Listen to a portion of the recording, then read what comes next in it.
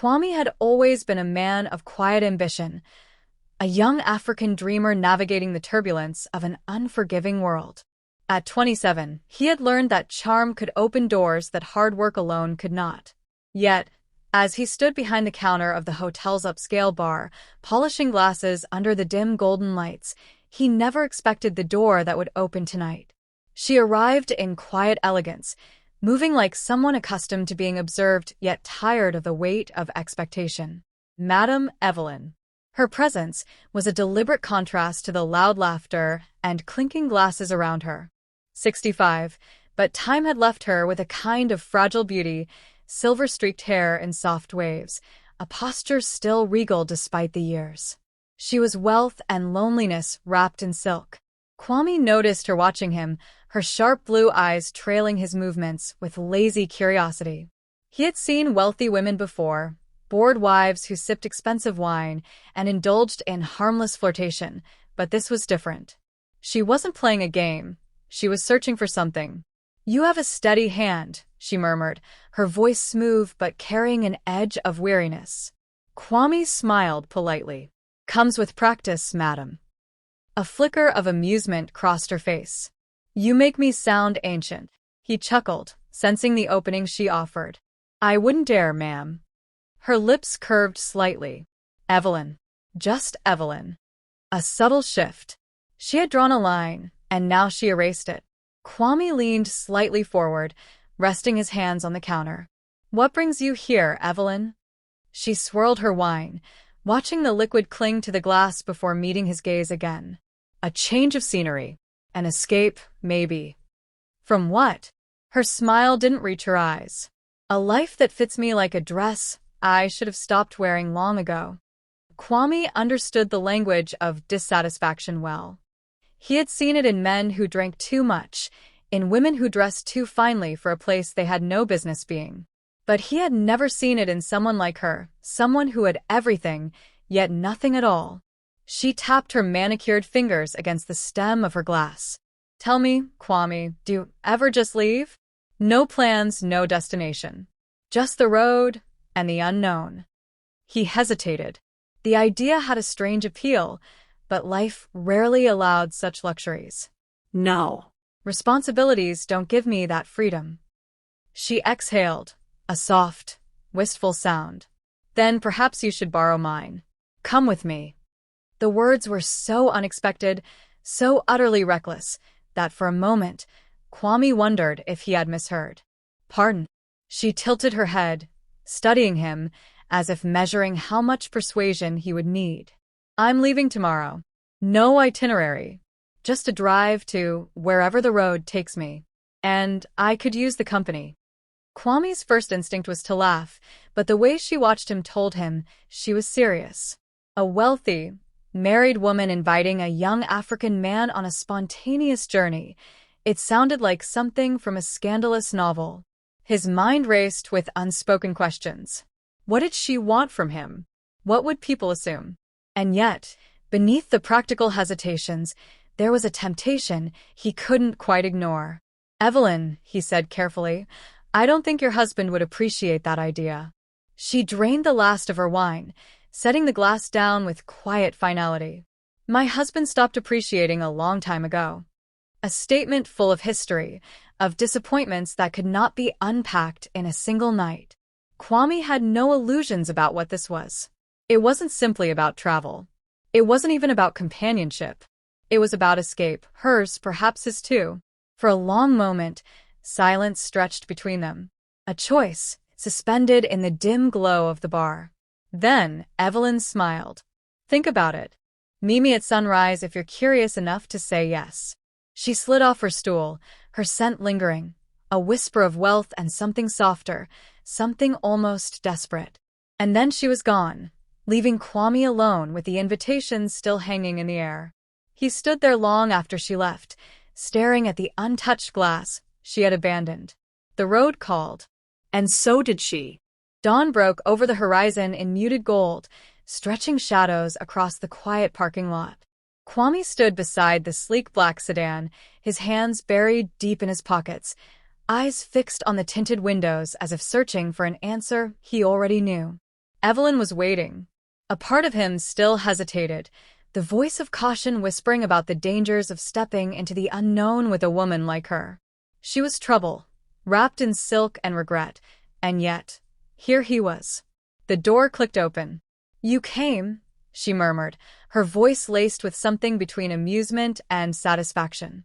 Kwame exhaled. "I must be crazy." Evelyn smiled, shifting in the driver's seat. Her oversized sunglasses shielded her eyes, but he could feel her gaze. "Then it's good to know we have that in common." She pushed open the passenger door, an unspoken invitation. The moment he slipped into the seat, he felt it, the shift. A crossing of some invisible threshold. There was no turning back now. The engine purred to life, and with a smooth press of the accelerator, they were on the road, slipping away from the city, like ghosts escaping the past. For the first hour, silence stretched between them, filled only by the rhythmic hum of tires against pavement. Evelyn seemed at ease, one hand on the wheel, the other tapping absent-mindedly against her thigh. Kwame, on the other hand, felt the weight of unspoken questions. Finally, he broke the quiet. "Where are we going?" She smirked, eyes still on the road. "That depends. Do you need a destination to feel comfortable?" Kwame scoffed, shaking his head. "I just like knowing where I stand." Her grip on the wheel tightened ever so slightly. Standing still is overrated. Something in her tone made him study her more closely. The flawless poise, the carefully controlled expressions, it was all a mask. Beneath it, he could sense an ache, a woman running from something she wasn't ready to name. "You don't do this often, do you?" he asked. Evelyn chuckled, but there was little humor in it. "Take a handsome young man on a reckless journey?" "No. This is a first." He didn't correct her assumption about his handsomeness. He had learned long ago when to let a compliment hang. "And your husband?" he asked cautiously. The air in the car shifted, charged with something heavier. "James," she said after a pause, as if testing the weight of his name. "He's a collector. Acquires things, polishes them, then leaves them on a shelf to gather dust." Kwame frowned. "And you were one of those things?" She turned to him then, just for a moment, before looking back at the road. "I used to think I was the most valuable piece in his collection." There was a bitterness in her voice that made Kwame uneasy. He had stepped into something far more complicated than a simple road trip. They drove for another hour before Evelyn finally pulled off the main highway, following a narrow dirt road that wound through the hills. The sun sat high now, beating down on the dry landscape, casting long shadows through the sparse trees. "Where are we?" Kwame asked. Evelyn killed the engine, slipping off her sunglasses as she gazed out at the vast, empty expanse before them. "A place where no one will find us." Something in her voice made his stomach tighten. She turned to him, her expression unreadable. "Are you afraid of me, Kwame?" He studied her, searching for the real question beneath the surface. "No," he said finally. "But I think you're afraid of yourself."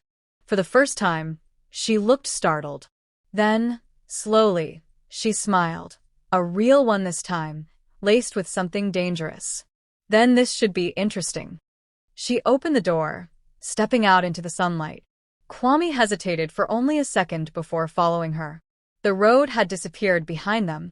The world ahead was unknown, and something told him neither of them would return the same. The afternoon heat pressed against them, thick and unrelenting, as Kwame followed Evelyn up the narrow dirt path.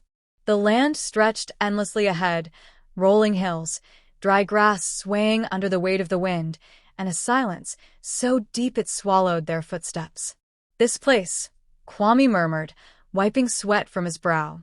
"It feels like the end of the world." Evelyn smiled faintly, pausing to glance back at him.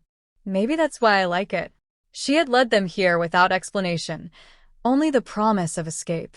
Now, standing in the middle of nowhere, Kwame wondered what she was really running from. A breeze lifted the strands of her silver-streaked hair as she turned away, walking ahead with a grace that seemed effortless.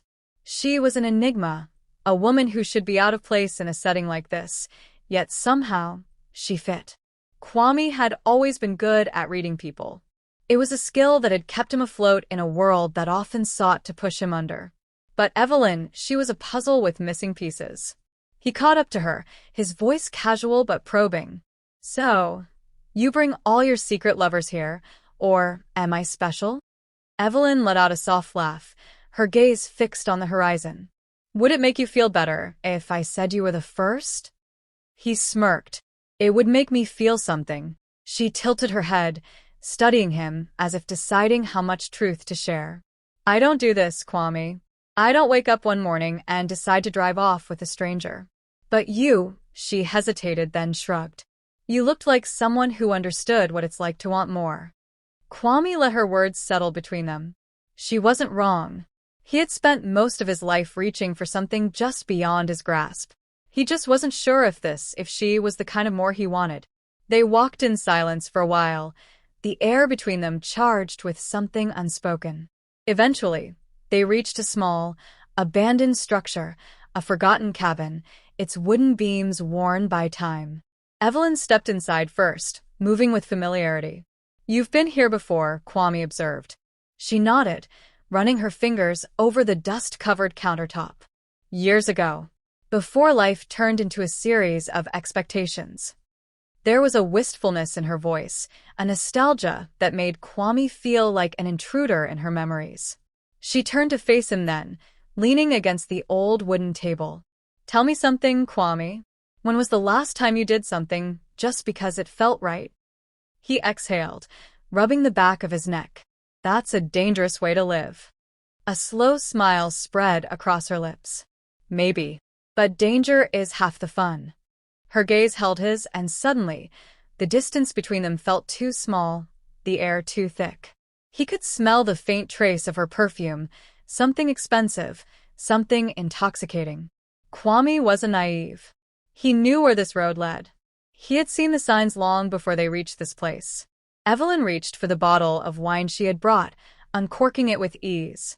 She poured 2 glasses, offering him one. "To bad decisions," she murmured, raising hers in a silent toast.